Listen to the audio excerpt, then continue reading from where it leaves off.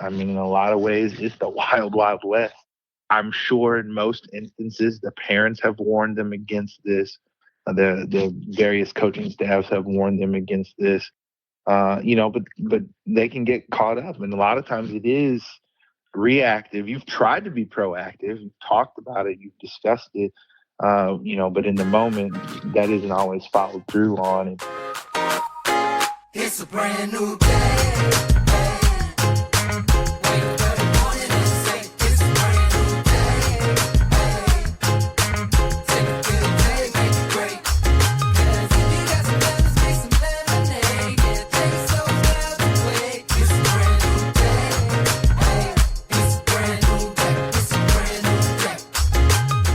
Students need constant support, and additional considerations exist when dealing with extracurricular activities, aka student athletes. We would like to introduce a coach and mentor to many and a great man to all, John Cunningham. Welcome to the show. Hi, thanks for having me. Thanks for being here. We're going to start pretty basic. Just want you to tell us a little bit about yourself and your professional journey. Sure. When I think back on it, it's hard to believe, but this is my 24th year in education. I started out over in Illinois at Edwardsville Middle School. I did middle school for a year, and then I moved on to the high school. I left Edwardsville in 2007, 2008, I believe, and I've been at Fort Zumwalt West High School ever since. I know that time goes fast. When you think about social media, how do you typically interact and engage, either personally or professionally? I got to tell you, I was a bit of a dinosaur at the beginning and didn't realize how powerful social media was and how prevalent it is in the lives of kids. I've only had a smartphone for 2 years.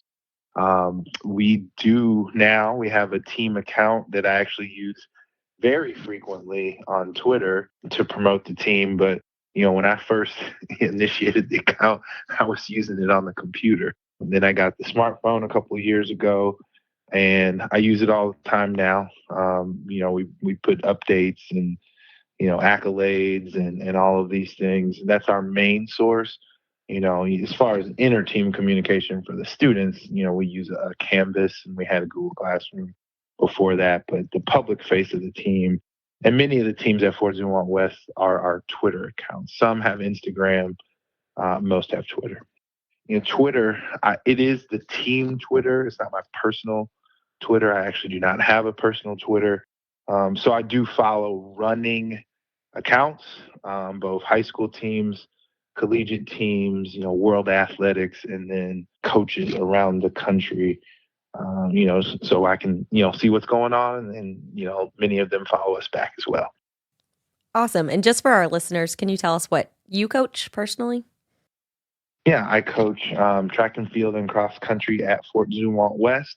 I did both sports as well when I was at Edwardsville High School. I actually had a brief stint as a volunteer assistant at St. Louis University as well. Okay. Is it JV and varsity? Yep. The way that it works in the high school paradigm is, I'm the head coach of both sports. I have one assistant in cross country. We're both responsible for all levels of the team. And then in track and field, I have 4 assistants. It's basically broken down into the event categories, and we are again responsible for all areas of the team. It's not broken down into, varsity, JV, so on and so forth. We have to, handle the training and attend the contest for all the levels. I'm sure the school offers a lot for you as a coach, but what measures do you take to prepare your athletes and teams when they're using social media and digital devices to make sure they're using them appropriately at the beginning of each season? Honestly, there's a meeting, it's called a CAPS meeting, that the athletic department has with all of the students and the parents at the beginning of each sports season. And they do, one of the areas that they cover is social media use and etiquette. But from a school standpoint, that's really the only way that it's introduced and covered. Various coaches would handle that in different ways. I actually, we have a weekly team meeting that's called a mindset, and we do a lot of things in the mindset. We recognize athletes, their accomplishments from the previous week. We give, upcoming information. But one of the things we do are have talks about, things that they need to deal with, and character building and things like that. And one of our major lessons that we tend to engage with each season is social media use and etiquette. It's something that they're so involved with, and it's not enough to assume that they know how to deal with it correctly. You have to out and out talk to them about it. So we do cover those things as a coaching staff in practice in one of our weekly team meetings. That's great. Thank you for sharing. My youngest son was coached by John Cunningham, and we are forever grateful for that. He used to come home excited about those mindset meetings, especially when he got candy for his accolades. It works at every age. It works at every age. Thinking about the positive ways in which social media does work and thinking from a team or even an individual athlete perspective, have you seen that grow in a way that they're promoting themselves to get attention from scouts or scholarship opportunities? So I do, and it's going to vary by sport. But one of the things I notice, again, the platform I'm primarily on is Twitter. The athletes will follow the accounts of schools that they're interested in. If they're posting highlight films or some accolade of theirs is posted, they'll often at that person, so they will be able to realize it and see those accomplishments that they have made.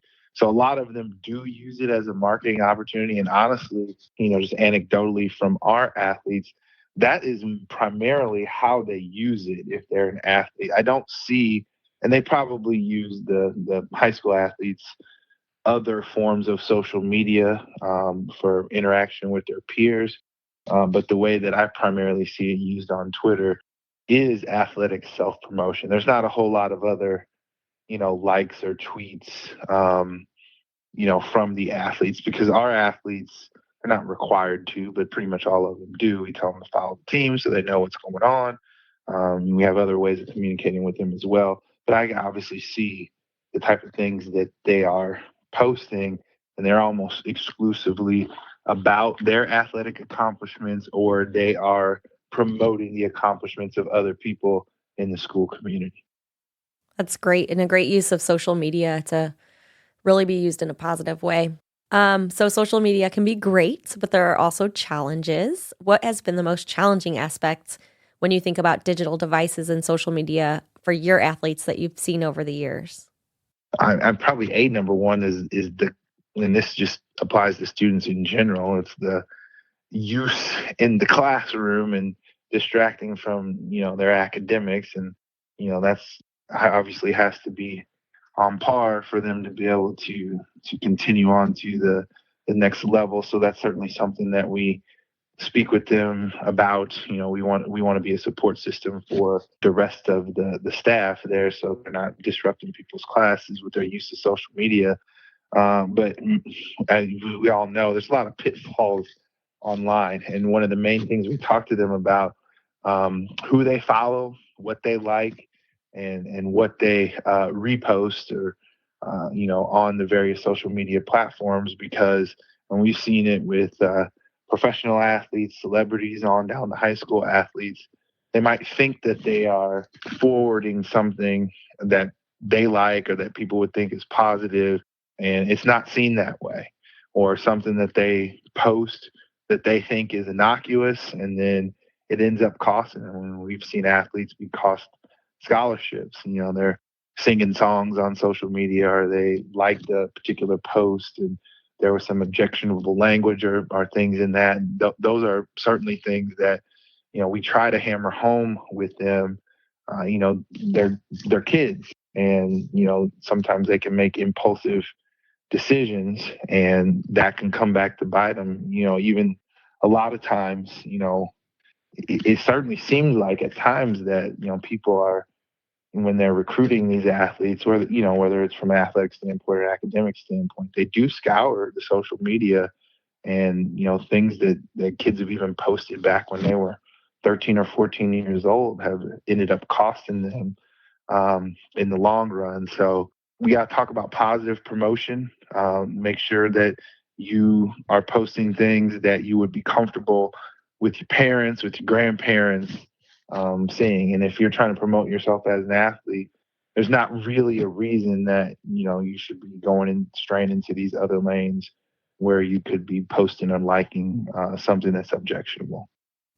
Yeah, you read these stories and you see the headlines in the news. It's so sad to see these kids' futures impacted in such a negative way. And with that, have you observed an extra layer of scrutiny for star athletes, or is there a way for you and your coaching staff to be proactive with them, or is it really just playing a reactive support role in helping after an incident occurs? Man, that's a great question. And I mean, in a lot of ways, it's the wild, wild west. I'm sure in most instances, the parents have warned them against this. The various coaching staffs have warned them against this. But they can get caught up, and a lot of times it is reactive. You've tried to be proactive, you've talked about it, you've discussed it, but in the moment that isn't always followed through on. And thankfully, we haven't had any. On our team, we haven't had any major incidents with that. But like you said, you follow the news media and you see these things. Guys headed to the NFL draft on right around draft time. You see these posts that they had resurface that no one even knew about, and then they become played throughout the media, and it does impact their draft stock. And we've seen that as far as athletes getting their scholarship revoked as well. So when you put it out there, it's out there, and sometimes I think that's difficult for people to remember, and they probably weren't even thinking about it at 13 or 14 years old. Are there any specific platforms that you discourage or, ask the players not to be involved in? Maybe if it's like playoffs, state competitions during the season?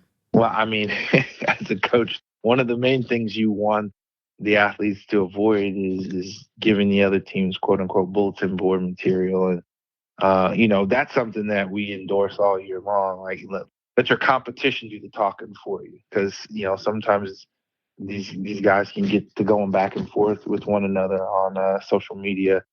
You certainly don't want to do that. And I actually try to tell them, after we've had a contest, you win, lose, or draw, try to stay off of it for the next 24 hours or so.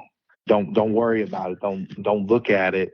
Let the accomplishment sink in. If it was some type of defeat, go ahead and process that away from offline. I actually try to do that, myself. Like on the weekend, put it down, spend time with my family, finish up any work that I need to do, but stay off of social media. Actually makes you feel better when you get away from it for a good amount of time. You're right about that. Do you find, so you ask them, to stay off for the 24 hours. Do you find that yourself or your coaching staff monitor and kind of check in on that social media of your athletes? Probably not on a weekend or a weekly basis, but certainly the fact that the athletes, almost in total, the ones that are on it, follow the team. I do make sure I periodically check their postings.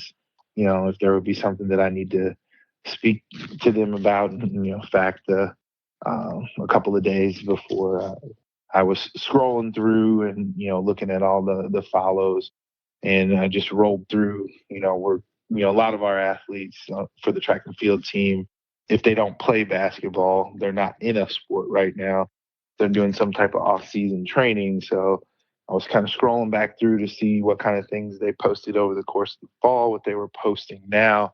As we're headed towards the last week of February, track and field season, getting ready to begin, just to make sure if I needed to speak with people about anything in the off season before we got going, that I wanted to address that. That's great. It's the little things that matter. Being proactive behind the scenes goes unnoticed, but it's such a great support mechanism. And with that, and in your experience, how critical of a role do parents play in managing social media expectations for their children and athletes, and especially for those who are highly gifted or in the spotlight? It's a very important role, and it's one that needs to be managed carefully. I actually have seen, quite a few times, particularly if it's a high profile athlete, a parent is often the one doing a lot of posting. They're going to be, particularly with a high profile athlete, very involved in the recruiting process. And I think a lot of times those parents are trying to curate the material so their child doesn't get into trouble. Now, you can, in some instances with this, it can lead into the avenue of braggadocio, and it can potentially be too much, or sometimes parents look at their athlete through parent colored glasses, and they might not be seeing them in the same way that potential recruiters and things are. But oftentimes it is very important for the parents to be involved in that process, and certainly behind the scenes, if the athlete themselves is the one that is making postings, the coach plays a role in the process, but the parents are, they're the ones that are there with them all the time, and they should have the primary role in discussing those things with them. All right. So, what out of all of the great things that you've shared, what would be your top advice for other new coaches or maybe even seasoned coaches regarding digital device use and social media for student athletes? I would say just that you can't take for granted that they know what to do. I heard somebody say this. I'm 47 years old, and I heard somebody say one time, young kids, they are technology natives, and we're technology immigrants. They've grown up their entire life with it. So it's natural for them to be on it and to share large portions of their life that, people my age and older wouldn't necessarily share. And they don't have the same filter that an adult, particularly an older adult, would have about what to share.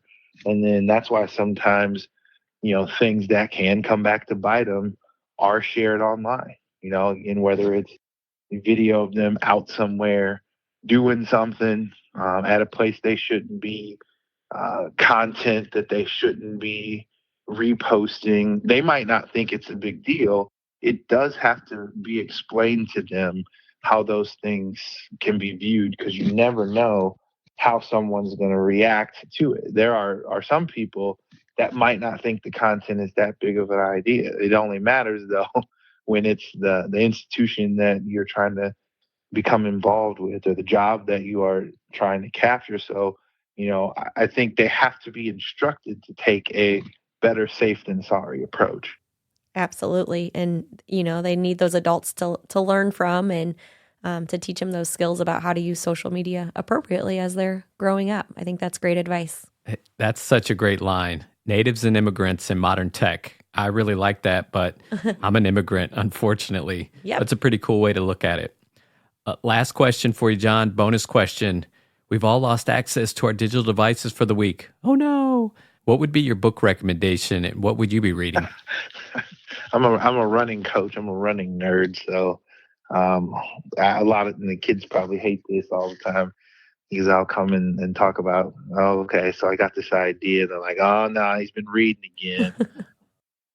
So I do, read a lot of coaching training manuals, but, my favorite, I guess, I haven't read it in a while. I saw it sitting on my shelf, and I was like, I might want to give that a reread. It's a book called Running with the Buffaloes. It's about the Colorado cross country track and field team. Is actually, I competed at the University of Missouri, and the story that is being told in the book actually took place during part of the time that I was in college. So that's something I've wanted to revisit here over the last few years, and I'll probably look into doing that before the season starts. Chris Lear, I believe, is the author.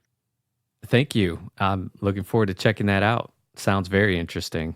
John, aka Coach Cunningham, thank you so much for your time. It is greatly appreciated, you giving us some time out of your day away from your family to do this. Yes, great insight. Thanks for talking to us. Yeah, thanks for having me.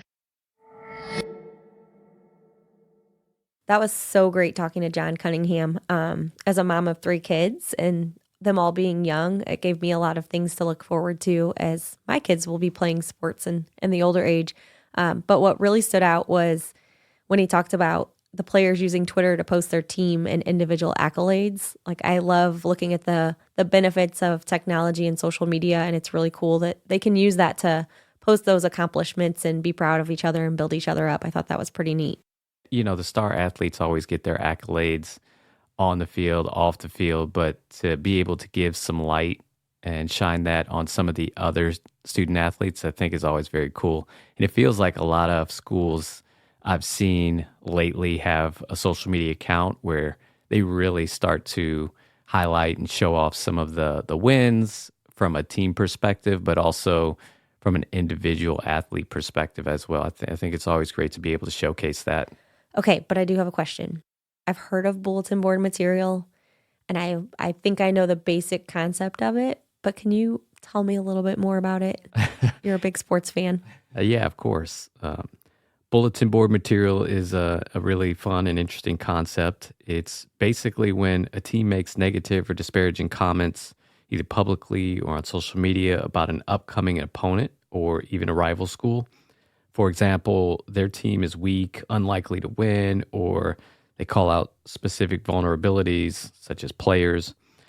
Well, it's always seen by the other team or coach and is pinned to what they call the bulletin board as extra motivation and focused effort to beat or rather destroy their opponent making the comments. I like that he said, let's not give the other team bulletin board material and let our training do the talking on the field. But I really enjoy it. It's a fun concept. I love that. Yeah, that makes sense. Okay. I think it's so powerful when thinking about those players that maybe have lost scholarships. It's just, I mean, you hear about it in the news, and to see that it is happening in high schools just in the area that can happen. I mean, social media, it plays a big impact, and, you know, kids can be naive sometimes and post a location or a picture and think it's funny, and that, you know, maybe scouts are looking at those or coaches are looking at those, and that the big long-term impact that can have on them it's pretty scary and pretty powerful. Yeah, and it's just a matter of who's going to go back and find that at the absolute wrong time, right? So just like he said, somebody posting something at 13, 14 can just have such a long-lasting impact. Your digital footprint is so critical when you're trying to consider scholarships, consider that full ride you've worked so hard for, but just something from your past or something that you didn't really even think twice about can just come back and bite you and create chaos for your future self. So I really, really like that he framed that up in that way. I mean, it's powerful and it's scary at the same time. Absolutely. And it kind of leads me to the last thing that I was thinking was about parents. That seems to be a critical part of all of the conversations we're having, is just how important it is that parents are monitoring their social media accounts. I mean, it just plays a big part into it. He said a few things regarding parents that made me think, and I was really hoping he wasn't referring to me when he was coaching my youngest son. I like that he called out that parents play a critical role, and it sounds like in some cases, the parents actually take over or create unique accounts and curate content for the opportunity to showcase their children's talents to scouts. I can imagine there are times when it can be overdone, and it's always with good intent, I would imagine. But I would wonder how the actual student athlete may feel if it is over the top, or they feel like maybe their peers are making negative remarks regarding the content or the postings. It's a fine line with the parent colored glasses. I love that comment that he made. But at the end of the day, it's great that the parents are involved. Yeah, great tips, great things to really consider in that conversation with John. Yeah, he's such a great guy. It was so great catching up with him. I wish him continued success. He was such a great voice for my son in making sure that he knew exactly what he needed to do when he got to the field, but also even just off the field. He just made my son feel so comfortable from day one, and he worked even harder for him. And it was great to see, just because he's such a great person, great mentor, great coach, and such a great voice. Yeah, you can tell he cares about the players themselves as individuals. When he talked about did he call it a mental? But yeah, mental mindset Yes, Mondays. you can tell he really cares about the individuals when he does those mindset conversations, and is doing things on the sidelines to make sure, that they just are good people and they're learning life skills. You can tell he really does. Yeah, absolutely. Well, Nicole, thank you for your time. This was, as always, a great conversation, and we expect that everybody out there can take something away from here. Thank you, Chris. And remember, in the midst of chaos, there is always a way to find clarity. Have a great day. We are growing and would love your feedback. Please rate us and share your thoughts or any topics you would be interested in us covering in the future. Are you or someone you know interested in being a guest on the podcast? Visit us at chaoticdigitalworld.com. One way to help support the show is by adding a new resource to your library. Order a copy of A Parent's Guide, Keeping Your Children Safe in a Chaotic Digital World today on Amazon. Follow us on all social media platforms, and don't forget to subscribe to keep updated with new episodes and bonus content. As always, thank you for listening.